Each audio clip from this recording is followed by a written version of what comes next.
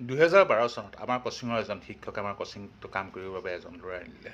তেওঁ কাম দেখি মই আচৰিত হৈ গ'লো, এটা ধূলি নাই, ইমান সুন্দৰকৈ তেওঁ কোচিংটো চফা কৰিলে, কোচিং চফা কৰিলে। তেতিয়া মই ল'ৰাজনক সুধিলোঁ, তোমাকতো আৰু বহুতে বিচাৰে। ল'ৰাজনে ক'লে, হয় ছাৰ, আজিয়ে মোক 4জনে বিচাৰিছিলে। মই ক'লোঁ, তুমি এটা কাম কৰা, তুমি 2-3জন ল'ৰা গাঁৱৰ পৰা লৈ আনা, তাহাঁতক তুমি যেনেকৈ কৰা তাহাঁতক তেনেকৈ শিকাই দিয়া। মই ল'ৰাজনক আজিৰ পৰা প্ৰায় 10 দিনৰ আগত লগ পালোঁ। এল্টো K10 এখনৰ পৰা নামিছে, চকুত ছানগ্লাছ। ল'ৰাজন নামিয়ে মোক ক'লে, ছাৰ আপুনি মোক চিনি পাইছেনে? মই চিনি পোৱা নাছিলোঁ। তেতিয়া ল'ৰাজনে ক'লে, ছাৰ আপুনি যে কৈছিলে গাঁৱৰ পৰা আৰু 2টা ল'ৰা আনিবলৈ, বৰ্তমান মোৰ 127জন ল'ৰা। এতিয়া আপোনালোকে অনুমান কৰক তেওঁৰ মন্থলি ইনকম কিমান হ'ব পাৰে।